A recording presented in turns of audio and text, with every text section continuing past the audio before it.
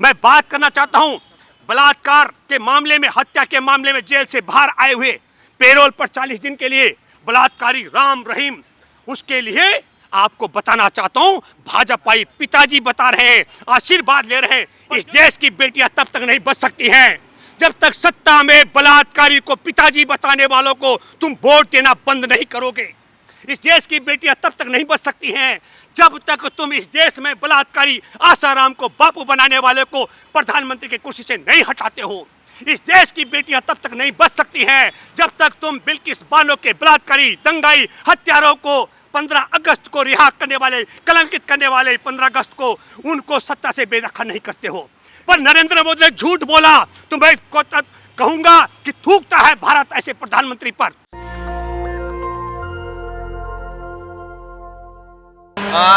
G20 meeting में प्रधानमंत्री नरेंद्र मोदी चीन के राष्ट्रपति शी जिनपिंग को देख करके खड़े होते हैं, उनसे मिलते हैं। जहाँ एक तरफ गलवान में हमारे 20 जवान शहीद हो गए थे, दूसरी तरफ वो मिल रहे हैं, उनसे गले मिल रहे हैं।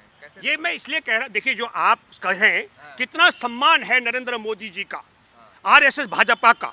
आज तक भारत में आरएसएस के मुखिया ने, देश के मुखिया प्रधानमंत्री ने, देश के गृह मंत्री ने, देश के रक्षा मंत्री ने, इनके बाप की हिम्मत नहीं हुई एक शब्द भी इन्होंने चीन के खिलाफ कहा हो। और इसका कारण है, मैं ये कठोर शब्द कह रहा हूँ, कई लोग, मैं माफी चाहता हूँ, ये शब्द मैं इसलिए कह रहा हूँ कि जिस दिन 15 जून 2020 को हमारे गलवान घाटी में 20 निहत्थे जवानों को चीनी सैनिकों ने भारत की सीमा में घुस करके पीट कर मार डाला था, हत्या कर दी थी, और 76 जवानों को अधमरा किया था। वो अधमरे जवान तड़प रहे थे दर्द के मारे और 20 जवानों की चिताएं जल रही थी। तब नरेंद्र मोदी देश को क्या बोलते हैं, ना कोई घुसा है, ना घुस आया है, ना हमारी सीमा पर किसी का कब्जा है। और 16 दौर की वार्ता की, देशद्रोह का मुकदमा दर्ज हो मेरे ऊपर अगर चीन की सेना नहीं घुसी थी। 16 दौर की वार्ता नरेंद्र मोदी की सरकार गिड़गिड़ाती रही, चीन वापस नहीं गया। मैं कब की बात है, 5 मई 2020 से चीन कब्जा करके बैठा था।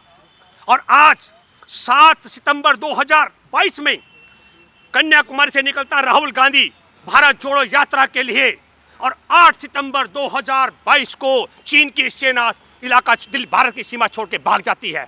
इसको कहते हैं देश का असली बहादुर और ताकतवर सरकार और पार्टी विपक्ष में रहते हुए। तब इसको कल्पना करना चाहिए देशवासियों को। मैंने कहा, मैं आ रहा था कोल्हापुर से, मेरे साथ में जो कठुआ की मासूम बच्ची की लड़ाई लड़ने वाली एक वकील महिला जो कांग्रेस कार्यकर्ता है, उसने हमसे पूछा, जो हमारी बातचीत हुई, मैंने कहा जब इस देश के अंदर अच्छे कामों का क्रेडिट लेने की बात आती है तो कांग्रेस कभी नहीं लेती है। कांग्रेस चाहती तो 8 सितंबर को पूरे भारत में जश्न मना सकती थी कि राहुल गांधी के पद यात्रा करने से, कन्याकुमारी से कश्मीर तक के लिए निकलने पर चीन भयभीत हो गया और चीन वहां से भाग खड़ा हुआ। तो नरेंद्र मोदी के मन में, संघ के मन में इसलिए है चीन के प्रति सम्मान है। 2007 से चीन के टुकड़ों पर पल रहे हैं ये। लेकिन मैं दूसरी बात भी कहना चाहता हूं, आज हमारे देश में, देश की सीमा पर जिस तरह से चीन को भागना पड़ा, दूसरी बात भी आ रही है। हमारे देश के अंदर आज उषा ठाकुर है, मध्य प्रदेश की मंत्री, तेज तर्रार मंत्री, उसने क्या कहा, बलात्कारियों को सरेआम फांसी दी जानी चाहिए। वो 4 दीवारी के अंदर आराम करते हैं, उन्हें सजा मिलती है कि नहीं मिलती है। उषा ठाकुर की जो बात है, इसको मैं आगे बढ़ाते हुए कहना चाहता हूँ, हमारे देश में बलात्कारी आसाराम को बापू बताने वाले, देश के सत्ता के शिखर पर प्रधानमंत्री कुर्सी पर बैठा हुआ है। मैं उषा ठाकुर से अपील करता हूं, उषा ठाकुर उठ खड़ी हो और मांगो आसाराम के लिए सजाए मौत का, फांसी देने का, जेल से बाहर निकालकर चौराहे में फांसी पर लटकाने की सजा की बात करो। मैं बात करना चाहता हूं बलात्कार के मामले में, हत्या के मामले में जेल से बाहर आए हुए, पेरोल पर 40 दिन के लिए बलात्कारी राम रहीम, उसके लिए आपको बताना चाहता हूं, भाजपाई पिताजी बता रहे हैं, आशीर्वाद ले रहे हैं, प्रतियोगिता हो रही है आम आदमी पार्टी से लेकर भाजपाओं की बलात्कारियों के पक्ष में। मैं ये बात इसलिए कहना चाह रहा हूं, देश की बेटियां कैसे बचेंगी। आपके सामने बहुत बड़ा उदाहरण मैं देना चाहता हूं। हमारे देश में नोटबंदी की बरसी थी 8 नवंबर को, जिससे हमारे देश में आर्थिक तबाही की सुनामी लाया था मोदी। ठीक उसी दिन दूसरी निर्भया छावला की, उसी दिन उस मामले को दबाने के लिए सुप्रीम कोर्ट में बैठे जजों ने क्या किया, ताकि चर्चा नोटबंदी की तबाही पर न जाए, उस छावला की, निर्भया के बलात्कारी जिनको सजाए मौत हो चुकी, उनको बाइज्जत बरी कर दिया। तो कल्पना कीजिए नोटबंदी और उत्तराखंड राज्य की निर्माण गठन के पूर्व संध्या पर उत्तराखंड मूल की किरण नेगी के बलात्कारी जिनको सजाए मौत हो गई हो उनको रिहा कर देना। देश की आजादी की 75वीं वर्षगांठ पर देश में बलात्कारी, दंगाई, हत्यारे, बिल्किस बानो के गैंग रेप करने वालों को रिहा करके हमारे देश की आजादी की 75वीं वर्षगांठ को कलंकित करना। हमारे देश में 7 साल 8 साल की मासूम बच्ची कठवा का मैं जिक्र कर रहा हूं, उसके बलात्कारियों के पक्ष में तिरंगा की यात्रा निकालकर तिरंगा को अपमानित करना। हे मेरे प्यारे देशवासियों, इस देश की बेटियां तब तक नहीं बच सकती हैं जब तक सत्ता में बलात्कारी को पिताजी बताने वालों को तुम वोट देना बंद नहीं करोगे। इस देश की बेटियां तब तक नहीं बच सकती हैं जब तक तुम इस देश में बलात्कारी आसाराम को बापू बनाने वाले को प्रधानमंत्री की कुर्सी से नहीं हटाते हो। इस देश की बेटियां तब तक नहीं बच सकती हैं जब तक तुम बिल्किस बानो के बलात्कारी, दंगाई, हत्यारों को 15 अगस्त को रिहा करने वाले, कलंकित करने वाले 15 अगस्त को उनको सत्ता से बेदखल नहीं करते हो। इस देश की बेटियों की इज्जत तब तक नहीं बच सकती है जब तक उत्तराखंड के राज्य के गठन की पूर्व संध्या पर और उत्तराखंड मूल की बेटी के गैंग रेप, हत्या और उसके आंखों में तेजाब डालने वाले बलात्कारियों को रिहा कराने वाले देश के बेटी द्रोहियों को सत्ता से बेदखल नहीं करते हो। और इस देश की सीमा तब तक नहीं बच सकती है, सुरक्षित रह सकती है, नहीं तो फिर बोलेगा ना कोई गुस्सा है, ना घुसाया है, ना हमारी सीमा पर कोई कब्जा है किसी का। 15 जून का जिक्र कर रहा हूं, किसी और देश की बात होती, वहां की जनता उठ खड़ी होती और जूतों से ऐसे प्रधानमंत्री को मार डालती जिसने जवानों की लाशों जल रही थी, चिताएं जल रही थी, 76 जवान तड़प रहे थे अधमरे, और वो कह रहा था ना कोई घुसा है, ना घुसाया है, ना हमारी सीमा पर कोई कब्जा है। मैं बधाई देना चाहता हूं कांग्रेसियों को और इस देश के लोगों को भी। इस देश को समझना पड़ेगा, इस देश में एक पार्टी है जो अंग्रेजों से लड़के पैदा हुई और उसका नाम है कांग्रेस। और जितनी पार्टियां आपको दिखती हैं ये सब कांग्रेस से लड़ करके जन्म लेने वाली है। मेरे दोस्तों, देश की बेटियों को बचाने के लिए बलात्कारियों को, उनको पूजा करने वाले, उनको बापू बताने वाले, उनको बाप बताने वालों को सत्ता से बेदखल करना होगा।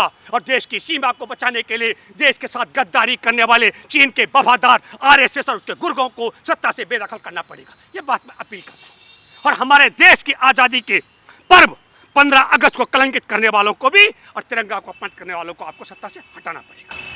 लेकिन प्रधानमंत्री तो मजबूत प्रधानमंत्री कहा जाता है कि 56 इंच वाले प्रधानमंत्री हैं, उनके रहते कोई मजबूत प्रधानमंत्री बहुत सालों में आया है। नहीं, अच्छा कौन सी मजबूती? मजबूती नहीं, मजबूरी। नरेंद्र मोदी बताए, उठाए गंगा जल, गीता, कुरान उठाए अपने हाथ में और कहे कि हाँ कोई नहीं घुसा था, तो कौन गद्दार है? 16 दौर की चीन के साथ गिरदार क्यों रहा था? गिड़गिड़ाने वाला आदमी मजबूत होता है क्या? लाश आ रही हो, जवानों की चिता जल रही हो और कहे कोई नहीं घुसा, वो मजबूत होता है क्या? 76 जवान में से एक हवलदार 15 जून की घटना के बाद 50 दिन बाद उसका भी जान चली गई। ये किस शहादत है? ये किस शहादत? नरेंद्र मोदी, मैं फिर दोबारा से कहना चाहता हूँ, जो फैक्ट चेकिंग करते हैं उनसे मैं अपील करता हूँ, अगर नरेंद्र मोदी ने सच बोला तो मैं भी बोल दूंगा जय नरेंद्र मोदी बोल सकता हूँ, पर नरेंद्र मोदी ने झूठ बोला तो मैं कहूंगा कि थूकता है भारत ऐसे प्रधानमंत्री पर, थूकता है भारत जिसने देश की जवानों की सीमा के लिए झूठ बोला। चीन ने 5 मई 2020 से कब्जा कर रखा था और मैं फिर कहना चाहता हूं, मैंने एक बात पहले भी कही थी, हमारे देश की किसान की जमीन को छीनती है सरकार और किसान कोर्ट में पहुंचता है और कोर्ट में बैठा जज उसके रिश्तेदार कंपनी के शेयर होल्डर होते हैं। मैंने कहा ये परंपरा बंद होनी चाहिए। सेना का आला अधिकारी सेवानिवृत्त होता है और इनके यहाँ एमपी एमएलए बनने के लालच में मुंह बंद रखता है। जो सेना में जवान जिंदा है, जो अधमरे थे, अगर मैं भूपेंद्र रावत झूठ बोल रहा हूँ तो उन्हें कसम है इस देश की, इस राष्ट्र की, इस धरती माँ की, वो मेरे खिलाफ मुकदमा दर्ज कराएं। और सत्य बोल रहा हूँ तो देश के गद्दार नरेंद्र मोदी के खिलाफ मुकदमा दर्ज कराओ। ये गद्दारी है। देश के जवानों की लाशों पर, देश की सीमा पर कब्जा पर, अधमरे जवानों के विषय में झूठ बोलने वाला देश का गद्दार हो सकता है। वो चीन का वफादार देश का गद्दार था, है, रहेगा। इसलिए खड़ा हुआ है जिप्रिंग के पक्ष में, उसके सम्मान में। आम आदमी पार्टी जो भ्रष्टाचार के नाम पर आई थी, लेकिन आज उस पर ये आरोप लग रहे हैं कि भाई भ्रष्टाचार टिकट पैसा लेकर के दे रही है। देखिए, जो आम आदमी पार्टी का, मैं प्रवक्ता नहीं पर मैं बताता हूँ, जब आपने देखा होगा कि गांधी जी का पुतला फोटो लगा करके आगे बढ़े हैं, आगे चल करके भगत सिंह और बाबा साहेब अम्बेडकर को लटका दिया, फिर आगे चलकर हनुमान की पूंछ पकड़ ली, फिर आगे चल करके कहा कि एक क्या कहते हैं हाथी की सूंड पकड़ ली, चिपकाओ भैया हाथी की सूंड को नोट पे, और भैया लक्ष्मी को पकड़ लिया। आपको बताता और फिर जय श्री राम का नारा लगा रहे।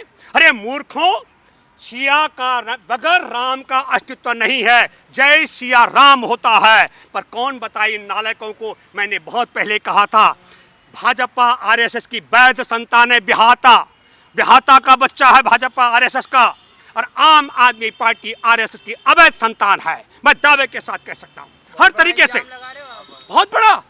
मैं आपको बता दूं, दिल्ली में मरकज पर जो मरकज में बैठे थे, मरकज में थे आए हुए देश और दुनिया के लोग, उनको बंधक बनाने के लिए दिल्ली में जानबूझ करके कर्फ्यू लगाया गया, और जब वो फंस गए तो उनके खिलाफ मुकदमा दर्ज कराया गया।